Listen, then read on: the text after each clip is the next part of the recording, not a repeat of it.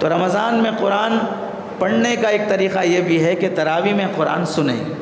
اور دوسرا طریقہ یہ ہے کہ عام حالات میں آدمی قرآن لے کر، قرآن مجید لے کر، موبائل میں نہیں، یہ جو ہارڈ کاپی قرآن رکھا ہوا ہے وہ لے کر قرآن اس میں پڑھو۔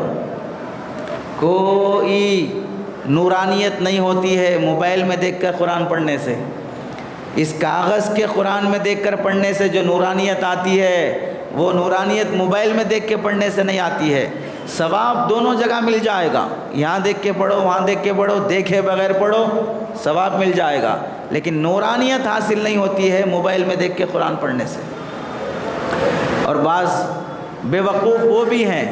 سفر میں ہیں، ساتھ قرآن نہیں ہے، تب چلو موبائل میں پڑھ لیے، بس میں بیٹھے، ٹرین میں بیٹھے، ارے مسجد میں بیٹھے، پہلی صف میں بیٹھے، اتنا ہاتھ بڑھائے تو قرآن مل جاتا،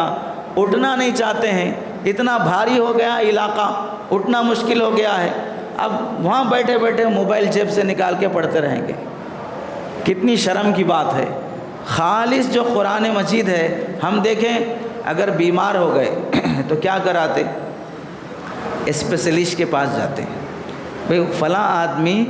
ENT کا اسپیشلسٹ ہے،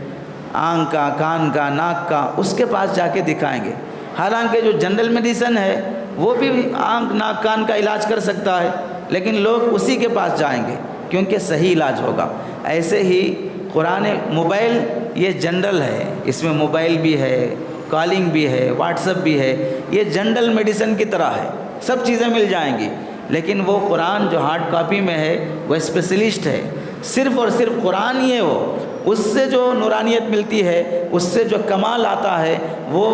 جنرل میڈیسن پہ آدمی اتنا بھروسہ نہیں کرتا جتنا اسپیشلسٹ پہ آدمی بھروسہ کرتا ہے۔ اس لیے نورانیت حاصل کرنا ہے تو وہ ہارڈ کاپی لے کے قرآن مجید پڑھو۔